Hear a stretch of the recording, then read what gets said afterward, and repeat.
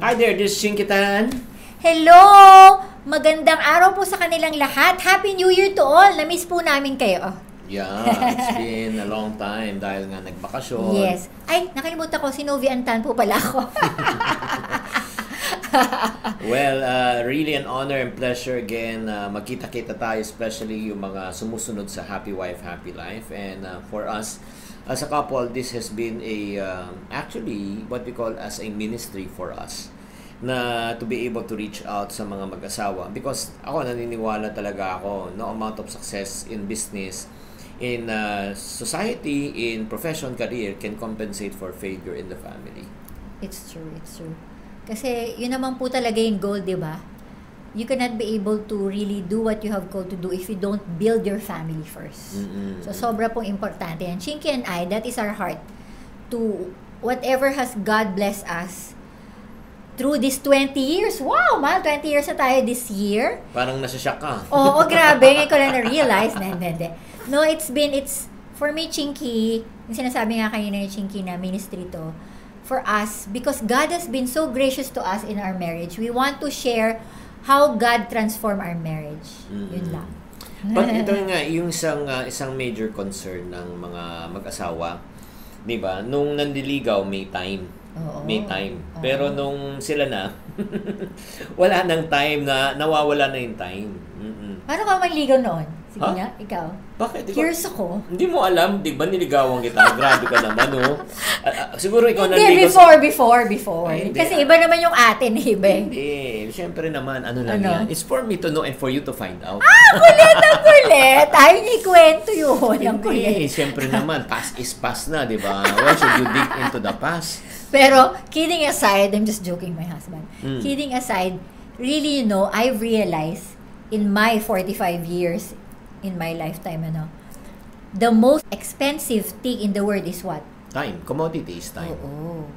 The most expensive commodity is time. So, ito lang, pag-usapan muna siguro natin yung bakit muna yung dahilan.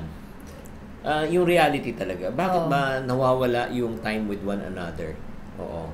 Siguro dahil may mga choices tayo sa buhay that make us busy. Like for example, you have to work because you want your family to have a certain lifestyle, makuha mo yung bahay, makuha mo yung kotse, pero hindi natin na-realize because of all of these goals. Magaganda naman po yung goals na yon. Hindi namin sinasabi na hindi maganda. Pero sometimes, ito ba ay nakakabuti sa atin? Yun yung tanong. Sa akin, it's like that because of siyempre getting older and then your kids are growing up, greater responsibility. And it's also, having kids will also take your time for each other.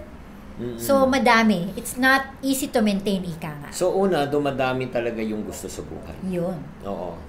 So, yun yung isang reason. So, kung gusto mong mas maraming, siyempre, yung oras na dapat sa pamilya, napupunta sa trabaho, napupunta sa pagnenegosyo. Siyempre, nagkakaanak din. Dumadami din yung responsibility. Yes. Tama? Yun sinabi ko kanina. Yung responsibilidad. Kaya, ang nangyayari niyan, as a parent also, na kailangan mong turuan, di ba? Palakihin, di ba? Yung anak mo ng tama. Kaya yung oras sa mag-asawa, nababawasan. At di lang yan. Isa pa, siguro, personally, ang daming challenges na nangyayari. Di ba? Challenges. Minsan, like, you don't realize magkakasakit ka within the span of your marriage o kaya magkakaroon ng problema sa extended family. Diba? Or the other side of the family. So, madaming circumstances na pwede talagang makuha yung time mo from your marriage life. At may mga iba't pa siguro. Especially yung mga newly married na hirapan mag-adjust. Yeah, totoo yun. Dahil nga, hindi pa niya maiwan yung buhay binata. You have a certain lifestyle that you were used to na you think, alam mo, you have this mindset na, ganito yung pag-aasawa. Well, it takes time. Yun nga. It takes time for you to process it. But the goal is, how do we spend our time? Yan po yung, how do we spend time wisely in our marriage life? Yung po yung ating pag-uusapan ngayon. Oo, para sa akin kasi very important na we need to, parang make the most of each other yung time talaga. Because relationship must be maintained. Yeah, diba? Totoo yan. Kasi yung para siyang sasakyan. Ang sasakyan, pag hindi mo mini-maintain, ano nangyayari? Nasisira siya. Nasisira. Oo. So, yun nga, that's the reason why we want to talk about the 4 reasons. 4 reasons that will convince you to make time for your spouse. Yes. Whether you're a husband, whether you are a wife, di ba? Career woman si wife, si husband naman medyo busy rin dahil professional or may negosyo. Bakit natin kailangan, okay, mag-invest ng time or let's say give time to one another? Because number 1, sinabi na nga niya kanina na time is not renewable. Oo. Ano yung ibig sabihin ng not renewable? Oo. Ang ibig sabihin po kasi niyan is pag ito ginamit mo, hindi na siya babalik. Yeah, it's true. Diba? Yun nga sinasabi ko kanina, the most expensive commodity is time. You cannot just, hindi mo pwedeng balikan na lang yun, diba? Minsan meron tayong mga, ano ba inaano natin sa Pinoy na, sana ganito, or sana ganyan. Wala na, hindi na natin kayang balikan yun. Kung maibabalik ko lang. Kung maibabalik mo lang, may kantang ganun. Oo, diba parang gano'n. Pero sa totoo lang, hindi mo na maibabalik eh. Kaya nga, huwag tayo sana mabuhay sa pagsisisi. Diba? Oo nga. So, para bang, sometimes you have this kind of concept. O kami nga, 20 years na. We have 20 years, no? And God has blessed us with 20 years. But sometimes, meron ako mga araw na pag gumigising na, ay, sana I have given much more time to you at this level, at this stage of my time. Sana mas may nagawan pa akong effort. Kasi this is the time, ha? Wow, puro time. This is the time to really renew kung ano dapat nating gawin dahil nga po ngayon ay 2019 na. How do we value that time with our spouse? With our one and only best friend, which is our spouse. Diba? I don't want waking up one day in our married life na nasasabihin na lang natin na talagang, ay sana I wish I had more time, di ba? Oo nga. Kasi nagbibigay tayo ng time sa opisina, sa trabaho, sa kaibigan, di ba? At saka ito lang, itong reality, look at me right now, especially husband, yung mga katulad ko na talagang sobrang talagang masigasing magtrabaho, masipag magtrabaho.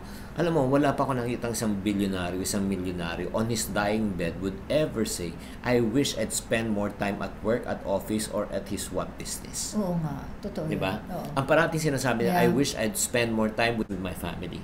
It's Tama? true. That's number 1 reason.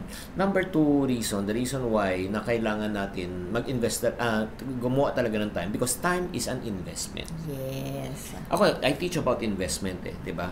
Pag ako nag-i-invest ako, I expect a what? Return. Dapat kumita, di ba? The reason why time is a good investment because we also get good return from one another, di ba? Na hindi lang kita nabinigyan ng oras dahil naniligaw lang ako nung panahon niyo, doon nakuha ko na yung gusto ko sa iyo, yung oras mo, yung pag-ibig mo, di ba, yung attention mo, tapos iiwanan na lang kita.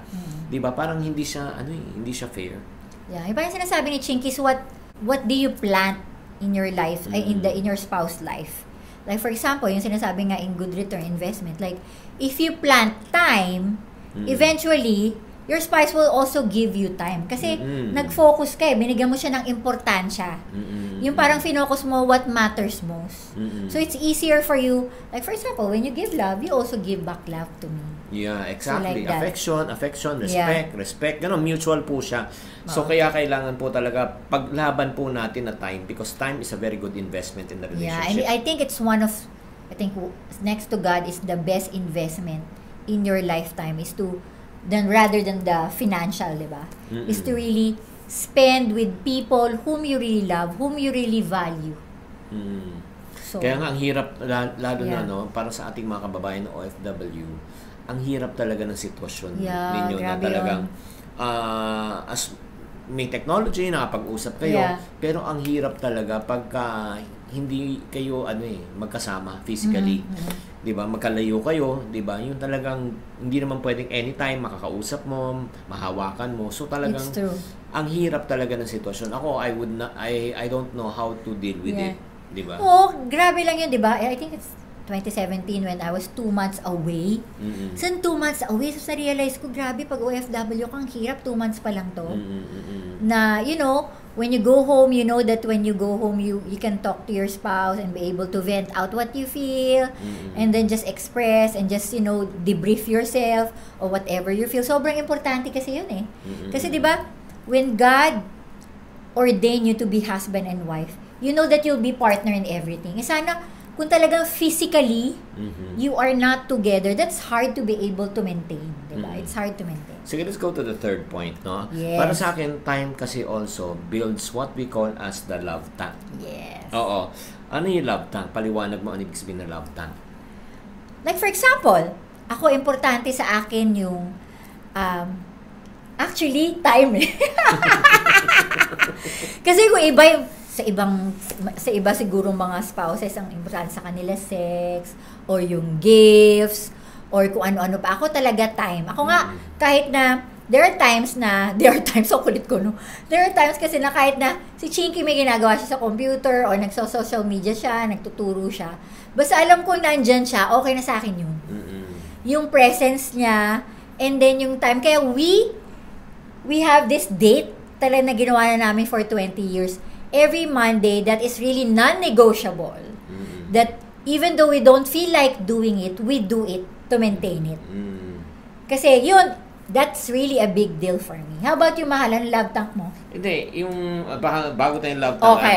Ang love tank kasi para siyang sasakyan, 'di ba? May gas tank. Yun nga. Hindi tatakbo ang sasakyan na walang gas sa tangke. Ganon din, hindi tatakbo ang marriage, ang pagmamahalan sa loob ng relationship ng buhay mag-asawa pag walang hindi na-feel yung love tank. Kasi pag na-feel mo na yung love tank, it's easier for you to be able to converse to your spouse, whatever, kung ano ba yung request mo, kasi na-feel na yung puso niya eh.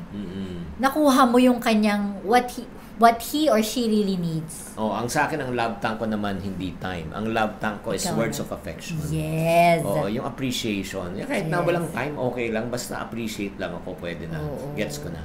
Okay, last but not the least, okay. Ang pag-uusap, yung pinakahuli naman about time. Bakit kailangan natin mag-invest ng time? Because time is translated as what we call as love. Oo. Yes. 'Di ba pag how do you spell time in terms of time for a relationship? It's called, 'di ba? LOVE. Oo, 'yan ang ibig sabihin ng time sa kanya. It's love. 'Di ba? Parang the more time you spend with a person, ibig sabihin the more you love that person. Oo, kasi binibigyan mo siya ng importansya. Bina-value mo kung ano yung relasyon na meron kayo. That's why you're giving time. You're trying your best to be able to be involved with that person and be with that person no matter what. Natandaan nyo, di ba, nung nanliligaw tayo mga kalalakihan. Di ba? Yung parang kakapaalam mo pa lang, di ba? Mami, ang konti, may text ka na, di ba? O, musta ka na? Nag-meet lang tayo, di ba? Parang gusto mo ulit magkita kayo, di ba? Yes. Gusto mo kasi binibigyan mo ng time kasi gusto mo siyang makasama. Pero ngayon mag-asawa na kayo, ayaw mo na siyang makasama. No, yun nga yung question ko eh. Yun sabat yung question ko. So, kamusta na po kayo? Do you always long for a time with your spouse? Are you excited pa to be with your spouse? This starting of the year, you try to evaluate kung paano po natin na-spend tong time natin. But are we use it wisely? Especially in our marriage. Kasi, I think, spending time with your spouse and really know what really matters will be able to echo the next generation. Makikita yan eh. Makikita yan ng mga anak nyo kung paano nyo vinavalue yung isa't isa. Especially, how would you give that time no matter what to your spouse? Kasi makikita sa'yo, anong pinaka-importante sa'yo? Yun ang binibigyan mo ng madaming time. Diba? So, it's a mirror that we have to be a good example to our kids as well and to our next generation as well. Siyempre, kasi parang ako gusto ko sana yun, yung para bang sana makwento ng mga anak natin yun na my parents and my dad and my mom always take time. I always see them having dates. I always see them that they love each other and they really take time to be together no matter what. I want yan para sa akin parang wow, I can die, and just hearing that we were able to put a legacy on that end. It's not about money, it's not about kung ano pwede namin pamana sa mga anak namin. But I think it's really the atmosphere na pwede nating ibigay sa loob ng bahay because you know that you value that time with your spouse. And at nakikita yun, nagra-radiate yun sa unang-una sa inyong mag-asawa. At the end of the day, kasi at the end of your lifetime, your kids will leave you, they will start their own family. Yes, it's true. At the end of our lives, ang maiiwan na lang kayong dalawang mag-asawa. And ang pinakamalungkot talaga na mangyari siguro sa mag-asawa is na there will come a time in your life because you did not invest time with one another. You end up to become strangers na hindi na kayo magkakilala. Hindi na kayo magkatuwang. Hindi na kayo magkabagang, hindi na kayo magkakampi. 'Di ba? Parang siyempre, sino ba tong napakasalan ko? Yun nga, ang nangyari kasi hindi na nabigyan ng oras at nabigyan ng pagmamahal yung bawat isa. Yes. Oo. Kaya nga ako, I would like to ask you right now, kung kayo naman na-realize nyo sa session natin na ito, no, short session natin na ito, na nagkukulang po kayo sa pagbibigay ng oras. Ang tanong ko, anong gusto mong gawin?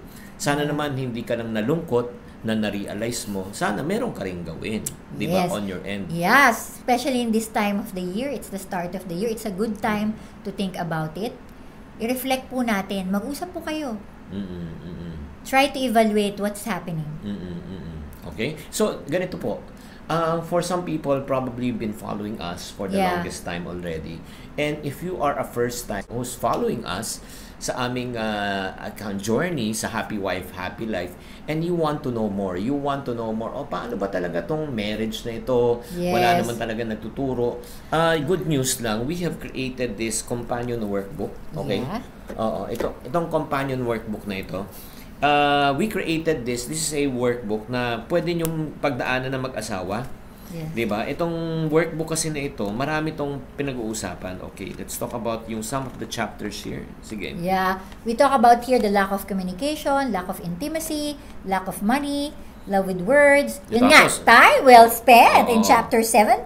And love that you can feel, and then affectionate service, and love in a wrapper. Oo, taka yung pinag-usapan din namin dito, yung mga marriage mythbusters at marami pang actually pwede pang pag-usapan dito. It's a good conversation workbook that you could be able to start up with your spouse. Not only as a workbook, what we have created and what we did is we know that we cannot coach and mentor everyone. Because again, we don't have much time. Yes. So what we basically did, we pre-recorded already a full-length video and then full-length workshop that you and your spouse will go through with us para one-on-one tayo. Parang it is as if na pag dumaan ka dito, parang ka namin kino-coach at gina-guide ka namin. So people are asking, paano natin makukuha yon? You can subscribe to a channel called ChinkTV.com. It's called ChinkTV.com. That's ChinkTV.com. It's on your screen right now.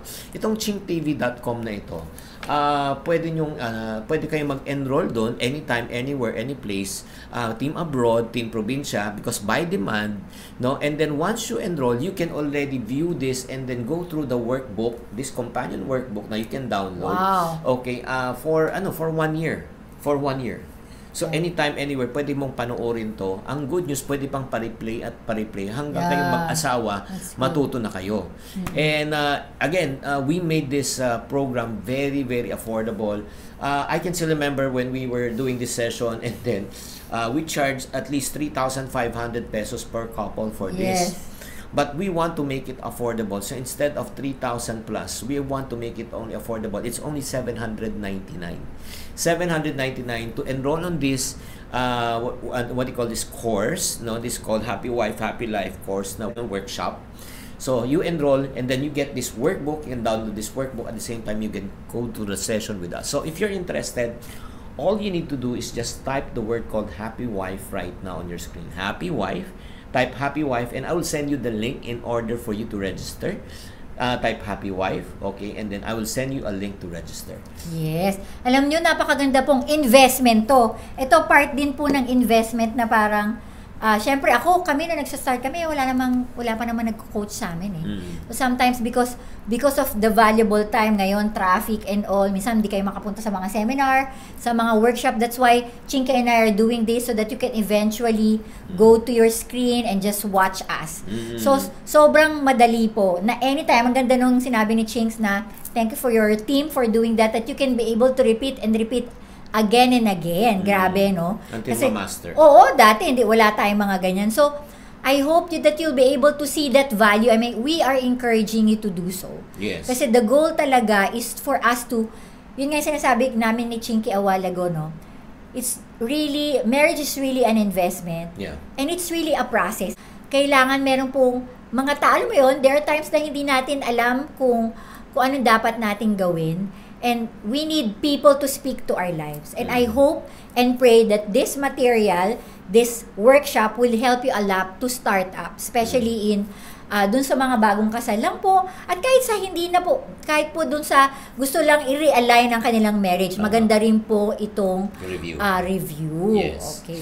Again, thank you very much for tuning in. Yes. And I hope that you have learned from this time. Yes, and please, if you think that our teachings are very valuable to you, please always follow us in Instagram at Happy Wife Happy Life PH. Not only that, please subscribe to our YouTube. Ang dami na po namin nagawang videos doon. Happy Wife Happy Life Chinkitan. Ulitin ko po. Happy Wife Happy Life Chinkitan. And not only that, you can also subscribe to our Facebook page, which is Happy Wife Happy Life then PH. And then, sobra kaming natutuwa sa lahat naming followers. I think we are like 30,000 plus there na po. Maraming pong salamat. Thank you. At we are encouraged to develop more contents and develop more materials for you guys so that we can help one another. Yes.